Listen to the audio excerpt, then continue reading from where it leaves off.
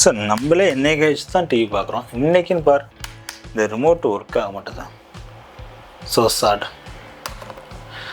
இந்த மாதிரி remote work ஆகலை அப்படின்னா நம்மளுடைய ஸ்மார்ட் ஃபோன்லேயே எப்படி இந்த டிவி ஆப்ரேட் பண்ணுறது அப்படின்னு தான் இந்த வீடியோவில் நம்ம பார்க்க போகிறோம். ஸோ தொடர்ந்து வீடியோ பாருங்கள். நம்ம சேனல் இது வரைக்கும் சப்ஸ்கிரைப் பண்ணாமல் இருக்கீங்கன்னா சப்ஸ்கிரைப் பண்ணிங்க. வாங்க வீடியோக்குள்ளே போகலாம்.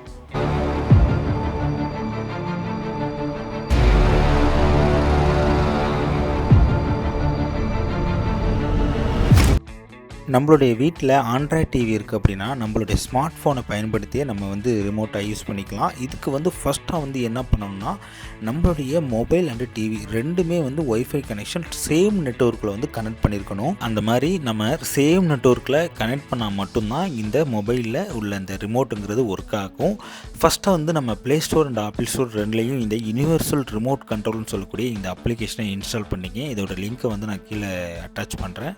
அதை கிளிக் பண்ணி நீங்கள் இன்ஸ்டால் பண்ணிக்கிங்க. இன்ஸ்டால் பண்ணதுக்கப்புறம் ஓப்பன் பண்ணிங்கன்னா ஃபஸ்ட்டு பேஜ்லேயே பார்த்தீங்கன்னா மேலே நமக்கு டாப்பில் டேப் டு கனெக்ட் அப்படின்னு இருக்கும். கனெக்ட் கொடுத்துட்டிங்க அப்படின்னா நமக்கு பார்த்தீங்கன்னா அதில் சூஸ் ஸ்மார்ட் டிவி அப்படின்னு ஆப்ஷன் வரும். ஏன்னா நமக்கு மொபைல் அண்டு டிவி ரெண்டுமே சேம் ஒய்ஃபை கனெக்ஷன் நம்ம கொடுத்துருக்கனால ஆட்டோமேட்டிக்காக பார்த்தீங்கன்னா டிவியோட நேம் அதில் டிஸ்பிளே ஆகிரும்.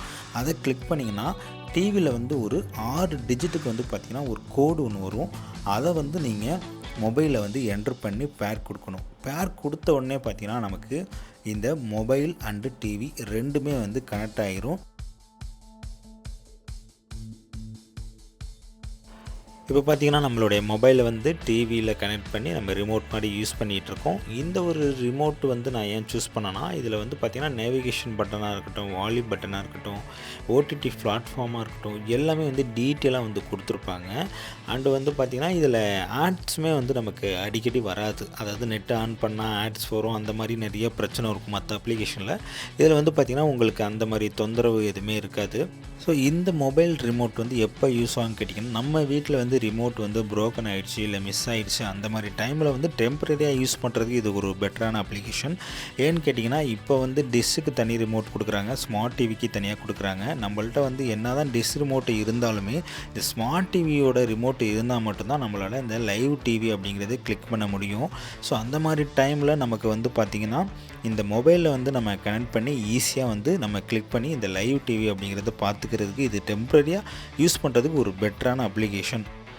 உங்களுடைய ஸ்மார்ட் டிவியோட ஒரிஜினல் ரிமோட் நான் பின் பண்ணியிருக்கேன். உங்களுக்கு யாராவது பர்ச்சேஸ் பண்ணணும் அப்படின்னா நான் பின் பண்ணியிருக்கதை கிளிக் பண்ணி நீங்கள் பர்ச்சேஸ் பண்ணிக்கோங்க. இந்த மாதிரி இன்ட்ரெஸ்டிங்கான நிறைய வீடியோஸ் தெரிஞ்சுக்கிறதுக்கு, இந்த டெக் ரிலேட்டடாக தெரிஞ்சுக்கிறதுக்கு நம்ம சேனலை இது வரைக்கும் நீங்கள் சப்ஸ்கிரைப் பண்ணாமல் இருக்கீங்க அப்படின்னா சப்ஸ்கிரைப் பண்ணிங்க. மீண்டும் வேறு ஒரு வீடியோவில் உங்களை சந்திக்கிறேன். நன்றி, வணக்கம்.